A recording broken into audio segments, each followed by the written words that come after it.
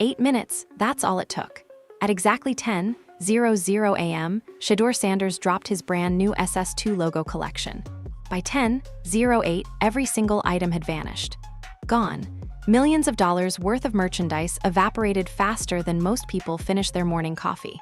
This wasn't some hyped-up sneaker collaboration with a Grammy-winning rapper. This wasn't a limited edition drop from a seasoned superstar with multiple championship rings. This was a rookie. A guy who hadn't even played a full NFL season yet, and he just broke records that took legends years to establish. But here's what makes this story truly insane. The sellout wasn't even the most shocking part. Behind closed doors at Nike headquarters, executives were scrambling. Algorithms were failing.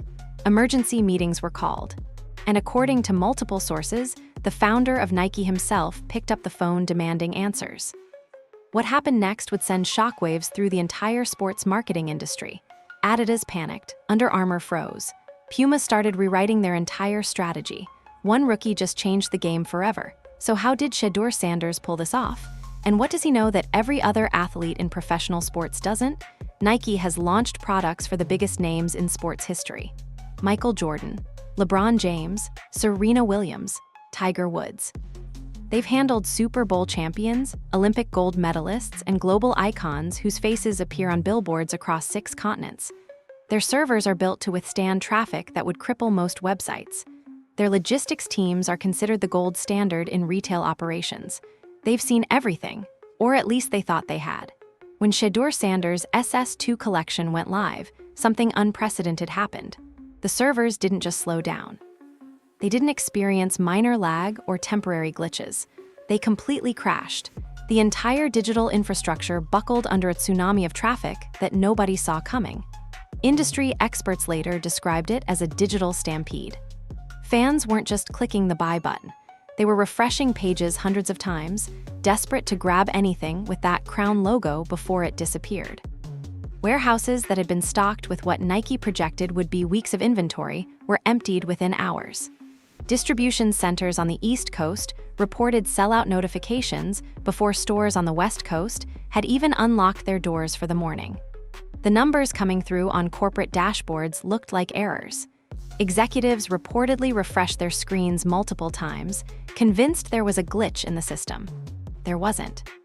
By the 72-hour mark, Shedeur hadn't just beaten typical rookie sales figures.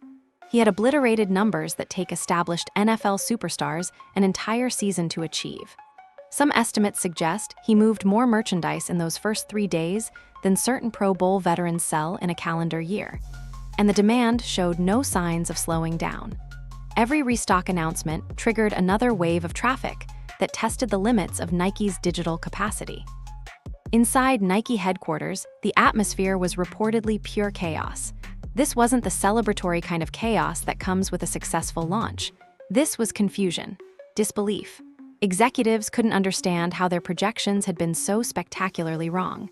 According to sources close to the company, an emergency meeting was called within hours of the launch.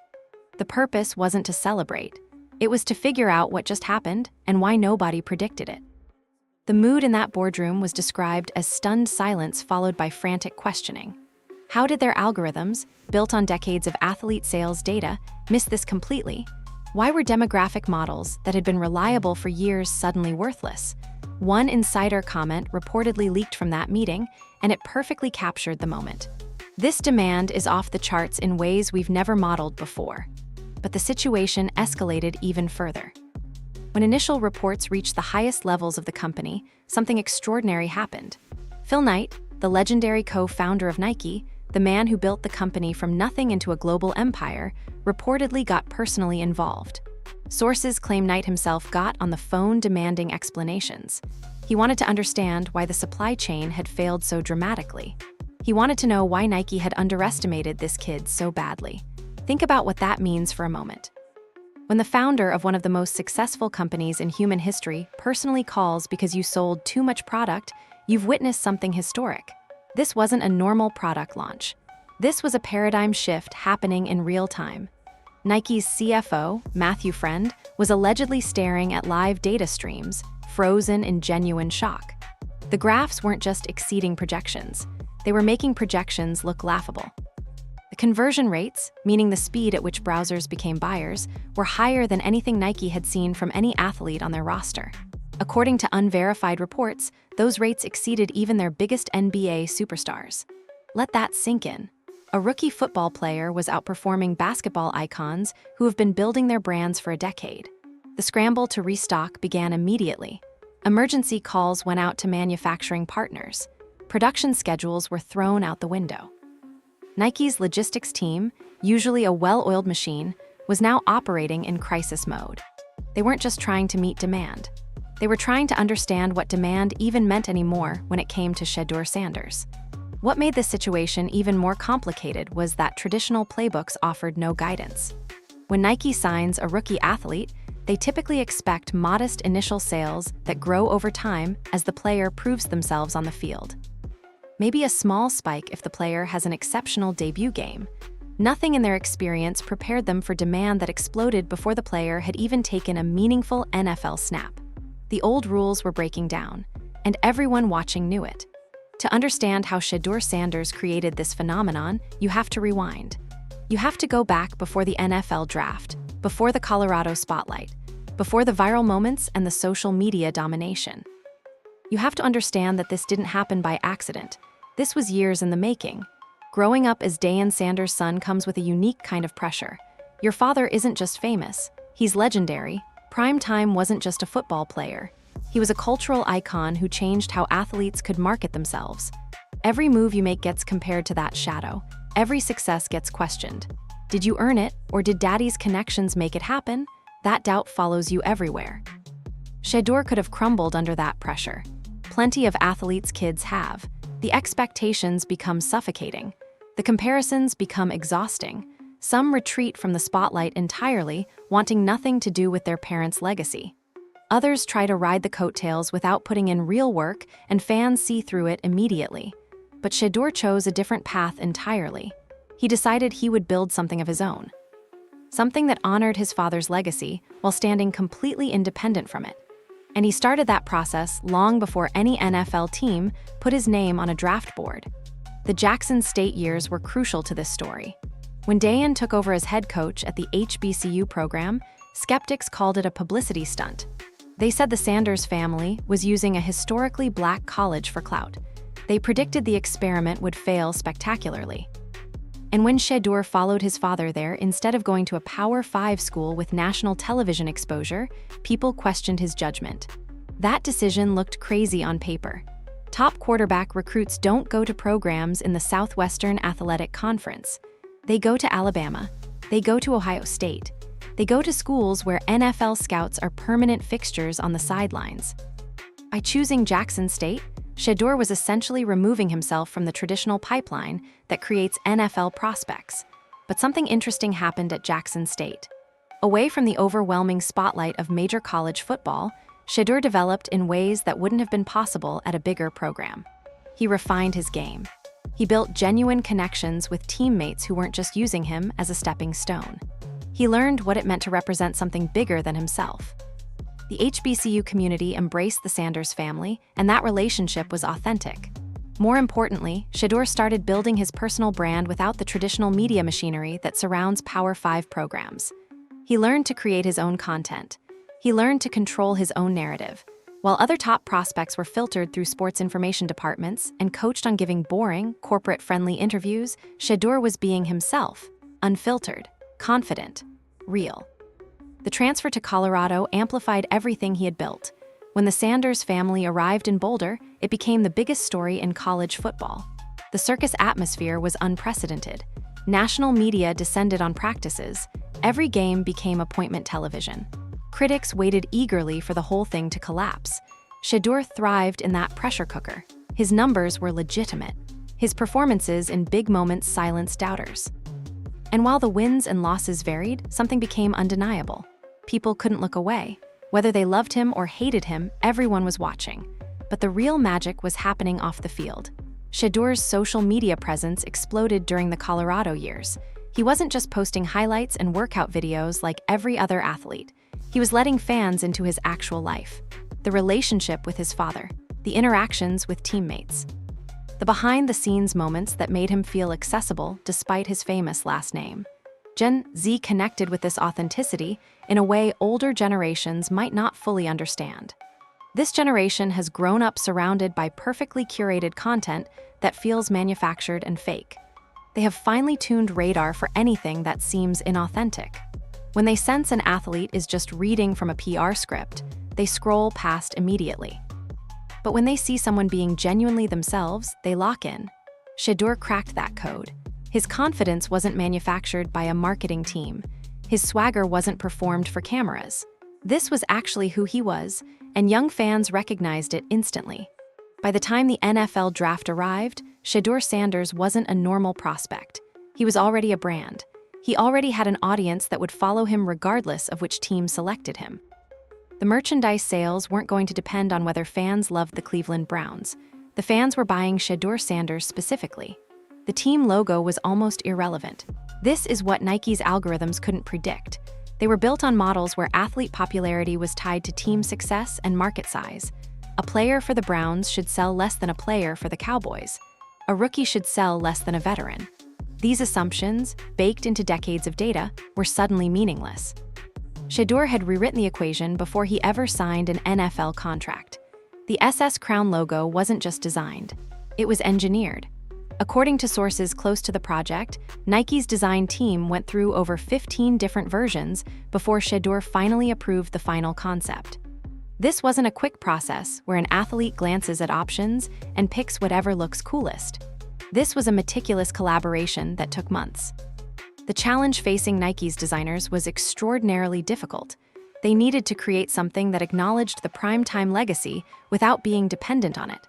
The logo had to feel connected to Deion Sanders' iconic personal brand while standing completely on its own.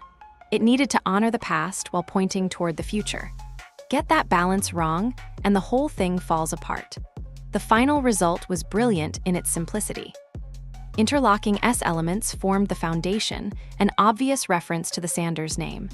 But layered within that design was subtle crown imagery that elevated the entire concept. This wasn't just a logo. It was a statement. It declared royalty. It announced that the person wearing it wasn't just following in footsteps. They were claiming their own throne. What happened next surprised everyone, including Nike. The logo started spreading organically across the internet in ways that felt more like a streetwear drop than traditional sports merchandise. Within days of the first images appearing, the SS crown was everywhere. TikTok videos featured it prominently. Instagram influencers started incorporating it into their content without being paid. It showed up in music videos. It became a symbol that transcended football completely. This organic spread happened because the logo represented something deeper than athletic achievement. It represented ambition. It represented unapologetic confidence. It represented the mindset of a generation that refuses to wait for permission to call themselves great. Fans weren't just buying a logo, they were buying into a philosophy. But the demographics behind the purchases shattered every model Nike had built. When the data started coming in, executives couldn't believe what they were seeing. The numbers contradicted everything they thought they knew about who buys NFL merchandise. First, Gen Z consumers showed up in massive numbers. This was the demographic that typically ignores traditional sports jerseys completely. They don't care about team loyalty the way older generations do. They don't dream of wearing the same jersey their father wore. That whole concept feels outdated to them. Yet here they were, emptying their wallets for Shedeur Sanders gear. The explanation wasn't complicated. Gen Z doesn't buy teams, they buy people. They buy authenticity. They buy into individuals who feel genuine and relatable. Shedeur had spent years cultivating exactly that connection. When the merchandise dropped, his audience was already primed and ready. Second, and perhaps more shocking, women accounted for nearly half of all purchases. This absolutely demolished Nike's gender demographic models. Traditional NFL merchandise skews heavily male. Women buy some jerseys, sure, but they're typically a secondary market. Not this time. Female fans were buying at rates that made this look more like a fashion drop than a football product launch. Shedeur had become a style icon, not just a sports figure. The aesthetic of his brand, the confidence he projected, the way he carried himself both on and off the field, It all appealed to an audience that traditional NFL marketing never reaches. This wasn't about supporting a football team. This was about associating with a certain image and lifestyle. Third, international buyers flooded the site from every corner of the globe. Fans in Europe and Asia were purchasing at rates that looked more like a limited edition Travis Scott collaboration than a football jersey release. The global nature of the demand completely blindsided Nike's regional planning teams. Inventory that was supposed to be distributed according to traditional domestic models was suddenly needed everywhere. This international appeal stemmed directly from Shedeur's social media presence. Platforms like TikTok and Instagram don't respect national boundaries. Content that resonates with young people in Atlanta also resonates with young people in London, Tokyo, and Sao Paulo. Shedeur's brand had been building global reach for years, while Nike's models still treated international sales as a minor secondary consideration. The algorithms failed because they were built on assumptions that no longer applied. They assumed athletes needed years of on-field success to build merchandise demand. They assumed team market size predicted sales potential. They assumed gender and age demographics followed established patterns. Every single one of these assumptions proved worthless when applied to Shedeur Sanders. Nike found themselves in completely uncharted territory. They had signed an athlete who didn't fit any existing category. Their projection tools, refined over decades of data, were suddenly useless. The question wasn't just how to restock inventory. The question was how to completely rethink their approach to athlete partnerships going forward. Shedeur had exposed the fact that the old rules were dead. The sports marketing industry just hadn't realized it yet. While Nike scrambled to restock and understand what had just happened, their competitors were experiencing something closer to existential panic. The sales numbers from Shedeur's launch didn't stay confidential for long. In the world of corporate sports marketing, information travels fast. And when those figures leaked to rival companies, the reaction was immediate. Adidas allegedly convened an emergency strategy session within 24 hours of the launch. The purpose of that meeting wasn't to celebrate a competitor's success. It was to confront a harsh and uncomfortable truth. Nike had identified the next generational talent, and Adidas had completely missed him. They had the same opportunity. They could have pursued Shedeur during his college years. They could have made aggressive offers before Nike locked him up. They didn't.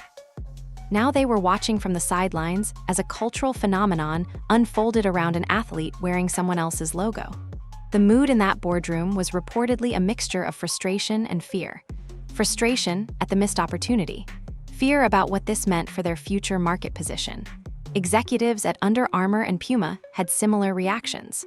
The old playbook for signing athletes was built on patience.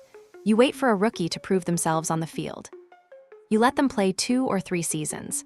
You evaluate their performance, their durability, their ability to stay out of trouble. Only then do you make significant investments. That approach felt safe. It minimized risk. Shedeur Sanders just killed that playbook completely. He proved that waiting means losing. By the time a player demonstrates 3 years of NFL production, their cultural moment might already be over. The window for capturing a phenomenon is narrow, and it doesn't wait for traditional timelines. Brands that move slowly will watch opportunities pass them by. This realization triggered an immediate shift across the industry. Scouting departments at every major athletic brand accelerated their timelines. They started looking for young athletes who show cultural influence, not just athletic potential. Stats and combined numbers suddenly mattered less than social media followings and authentic audience connections. The entire evaluation process was being rewritten in real time. For Nike, the Shedeur launch was ultimately a triumph despite the logistics chaos. Yes, their servers crashed. Yes, their supply chain failed. But those were good problems to have. They had captured something rare, an athlete whose appeal transcended his sport before he'd even proven himself at the highest level. The competitors watching from outside would have traded places in a heartbeat, but here's where the situation got really interesting. Shedeur Sanders had almost certainly outgrown his contract before the first week even concluded. When Nike signs a rookie athlete, they structure deals based on projected performance. The base compensation reflects what they expect that athlete to generate in merchandise revenue. Bonus triggers are set at levels that represent exceptional outcomes. The whole structure is designed around assumptions about how rookie careers typically unfold. Those assumptions meant nothing for Shedeur. He didn't hit his bonus triggers over the course of a season. He smashed them in the first afternoon. Revenue that was projected for year one was generated in days. Every financial model underlying the original contract was suddenly obsolete. Reports suggest that urgent renegotiation discussions began before week 1 of the NFL season had even concluded. Shedeur's representatives recognized their leverage immediately. The numbers were undeniable. Their client had generated returns that far exceeded what Nike was paying for. The contract was unfair by any objective measure. Nike reportedly didn't resist these renegotiation discussions. They understood the situation perfectly. Fighting to hold an athlete to a below-market contract when that athlete holds all the cultural leverage is a losing strategy. It breeds resentment. It creates negative publicity. It potentially pushes the athlete toward competitors when the deal expires. Instead, Nike apparently moved toward restructuring that reflects Shedeur's actual value. We're talking about compensation that approaches superstar levels without the typical waiting period. Money that veteran Pro Bowlers work years to earn being offered to someone who hasn't finished his rookie season. But Nike isn't paying for touchdowns anymore. They're not paying for Pro Bowl selections or playoff victories. They're paying for cultural dominance. They're paying for the ability to reach demographics that ignore traditional sports marketing. They're paying for a global brand that exists independent of any team logo. This shift represents a fundamental change in how athlete value gets calculated. Production on the field still matters, of course, but it's no longer the only factor. Maybe it's not even the primary factor anymore. Cultural relevance can generate returns that dwarf anything connected to game statistics. Shedeur understood this before anyone offered him a contract. That understanding is why he holds all the leverage now. The merchandise success would be impressive enough on its own. But Nike is reportedly going even further. According to sources with knowledge of the situation, a signature cleat for Shedeur Sanders is now being rushed into production. This development is almost unheard of for a rookie. Signature shoes in the Nike system are reserved for athletes who have proven themselves as elite performers and major commercial draws. LeBron James has signature shoes because he's one of the greatest basketball players ever and moves massive amounts of product. Kevin Durant earned his line through MVP seasons and championship runs. The path to a signature model typically takes years of demonstrated excellence. Shedeur is apparently skipping that entire process. The leaked information about the cleat design suggests something bold. Early reports mention color schemes that align with his personal brand rather than any team colors. The SS Crown logo features prominently. The aesthetic reportedly leans toward fashion-forward design that would look as good off the field as on it. This approach makes perfect sense given everything we know about Shedeur's audience. His fans don't necessarily care about football cleat technology. They're not analyzing traction patterns and ankle support systems. They want to associate with the brand. They want to wear something that connects them to the lifestyle and confidence that Shedeur represents. If the signature cleat launches successfully, it could open entirely new market categories. Athletes don't typically sell cleats to people who don't play their sport. The market is usually limited to actual participants, but Shedeur might change that calculation. His audience might buy cleats purely as fashion items, purely as collectibles, purely as a way to feel connected to the brand. Nike is betting on exactly that outcome. And given what happened with the merchandise launch, that bet doesn't seem crazy at all. But all of this commercial success raises an important question. Can Shedeur actually play? Because hype eventually dies if production doesn't follow. Fans might buy one jersey based on excitement and potential. They won't keep buying if the player turns out to be a bust. This is where Shedeur separates himself from athletes who are all marketing and no substance. Reports from training camp paint a picture of legitimate NFL talent. Coaches have reportedly praised his completion percentages in practice settings. His accuracy, particularly on intermediate routes, grades out at elite levels.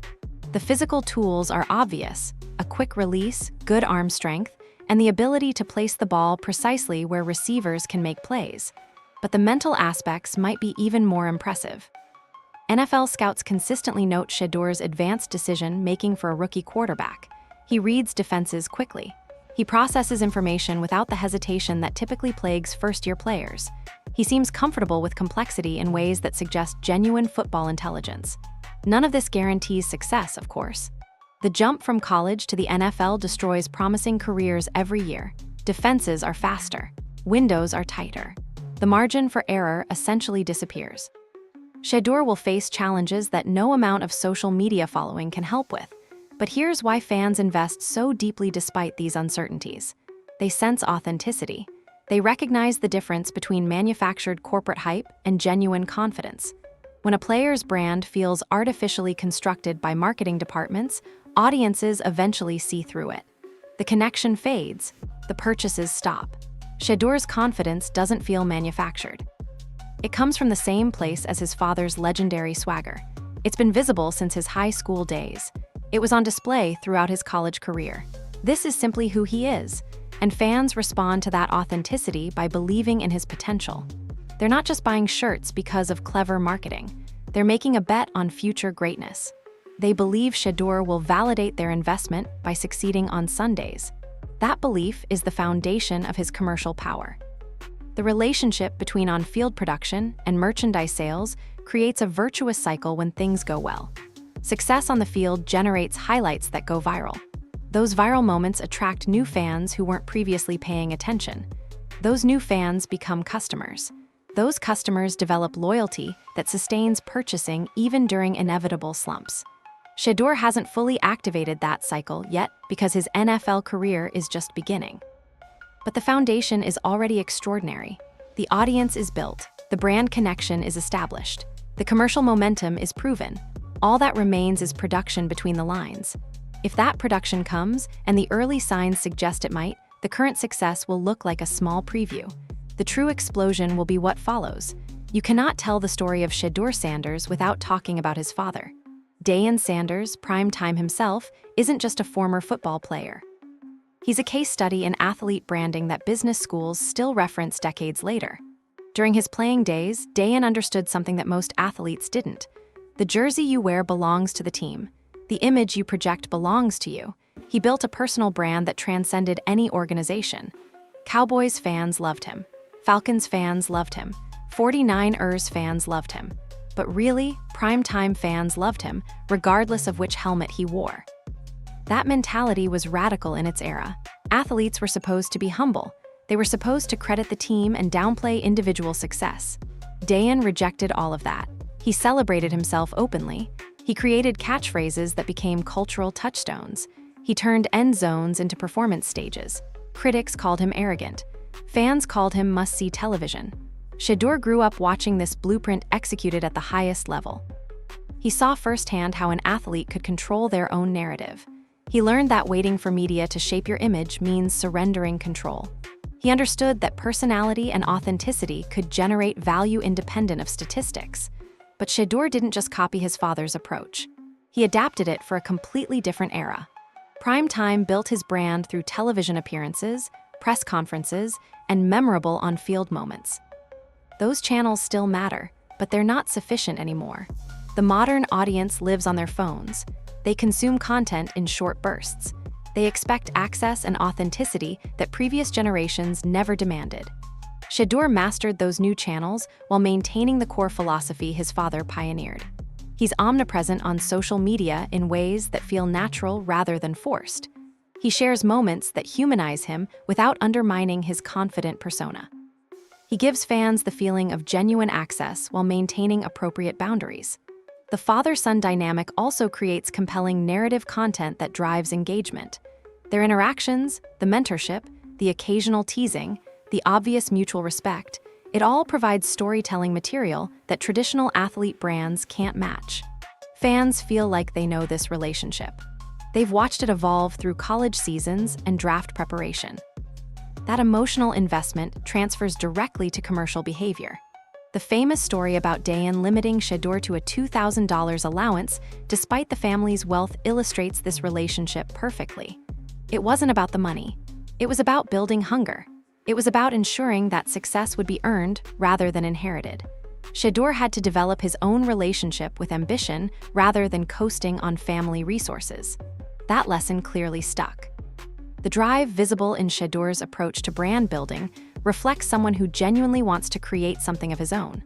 The prime-time legacy provides advantages, obviously, but Shedeur isn't content to simply benefit from reflected glory. He's building an independent empire that will stand on its own merits. What does all of this mean for the future of athlete branding?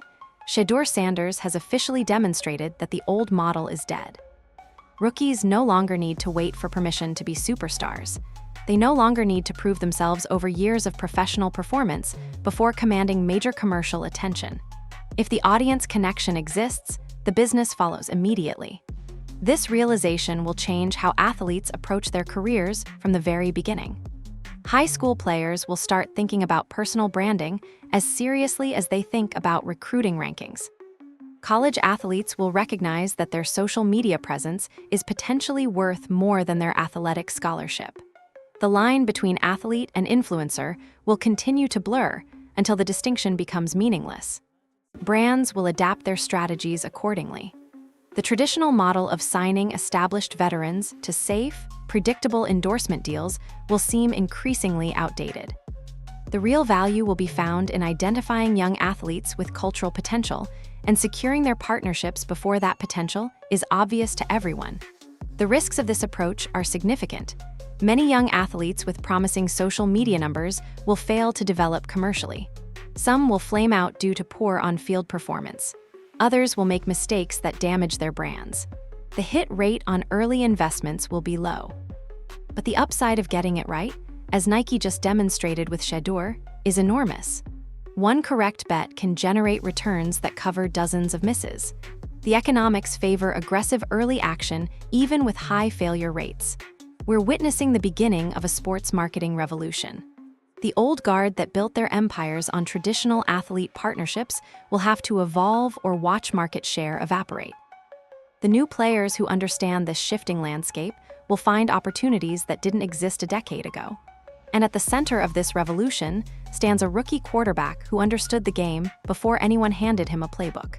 Shedeur Sanders hasn't asked permission to become a superstar.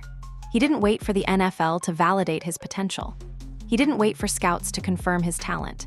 He didn't wait for Nike to decide he was worthy of major investment. He built something undeniable and dared the world to ignore it. The corporations didn't lead this movement. They followed. Nike's supply chain crashed because they underestimated what was coming. Their algorithms failed because they were built for a reality that no longer exists. But they're happy to pay whatever it costs to stay connected to this phenomenon. The question now isn't whether Shedeur Sanders will be a star. The merchandise numbers already answered that. The question is how big this empire can actually become. If he succeeds on the field this season, if the production matches the promise, what we've witnessed so far will look like a preview. This won't be remembered as a rookie hitting some sales milestones. This will be remembered as the moment everything changed. The moment athletes stopped waiting. The moment brands started scrambling to catch up. The Sanders dynasty isn't ending with Dan. It's just entering a new era.